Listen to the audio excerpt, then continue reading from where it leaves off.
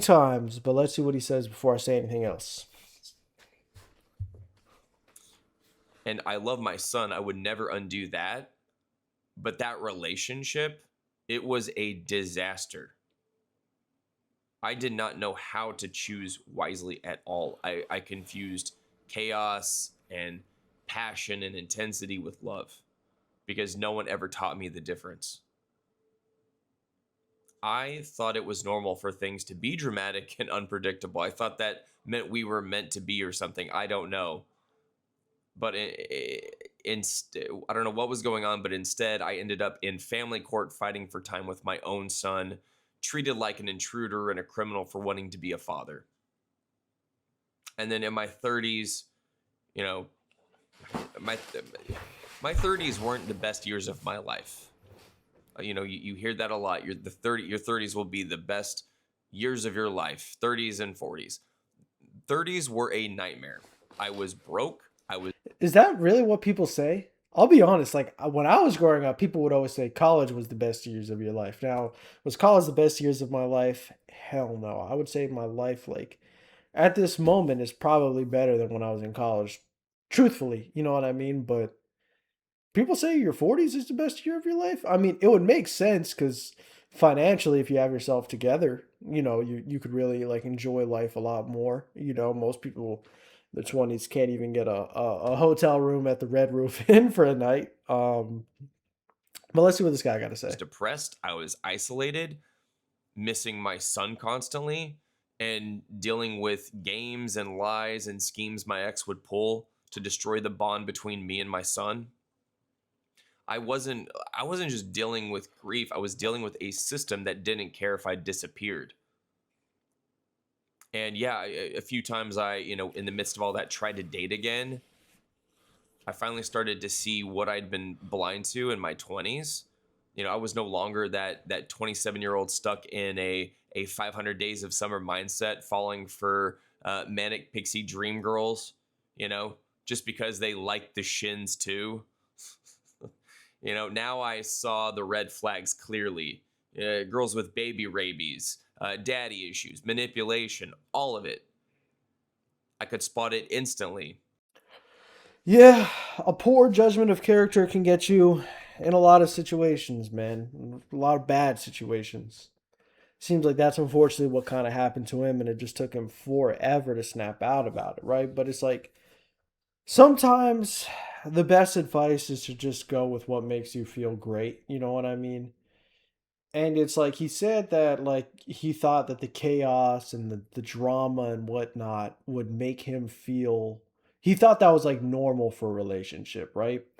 And maybe you thought it was normal, but I assume that when you were in those toxic relationships, you couldn't have been feeling good, right? Even if you thought it was normal, you had to have thought that maybe this is annoying or I'm tired of this, right? I would assume, And that's kind of one of those situations where you just have to go with how you feel. Like, yeah, maybe this is how this is quote unquote supposed to go, but it doesn't make me feel good. Relationships should make you feel good. So if it's not making me feel good, I should probably end it. And it's a shame that instinct didn't quite kick in for this guy based on what he's saying. I was like a bloodhound for that kind of thing. It's easy to detect now. Unfortunately, as I said earlier, this is something that only experience could have taught you. You know what I mean? You couldn't have known that as an 18-year-old that hadn't been in a serious relationship before. You know what I mean? That's just how it is. Obviously, let's say everybody's life would be different if they had the information that they know now. I'm 25. If I knew everything I knew now when I was 18, of course my life would be very different.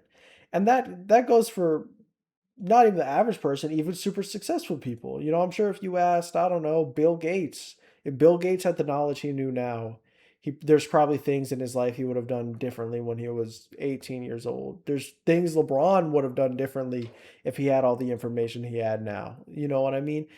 Just about every person on the planet, if they had the information they had now, would be in a more successful situation. So that's like a thought we have that's like intrinsically very negative, but it's just so useless. And it's like when that thought comes to your brain, you have to really just do your best to pay it no mind.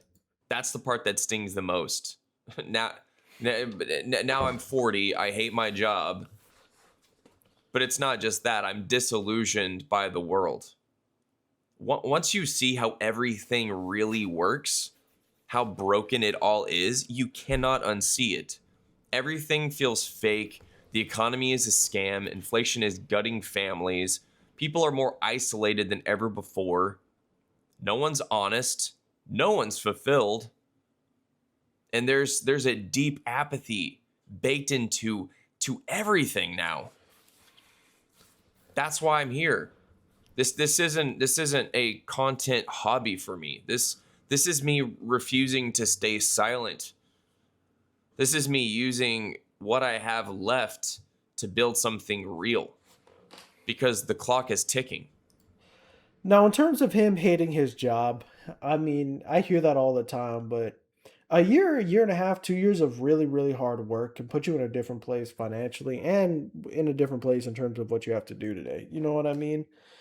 There are like, I don't know, people are tired of hearing the same old advice, but it is very true. You know what I mean? If you want to do a career change, there's a plethora of like good programs that you can get into in like 1 to 2 years. I know that.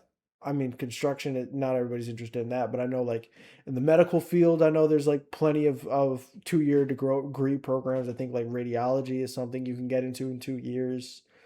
Same with being like a surgical tech. I think there are so many things you can do in like a 1.5, 2 year span that could really like change your career and get you into a position where you're making like a livable wage, you know? So he says that. What else did he say? I don't even remember. And also, you know,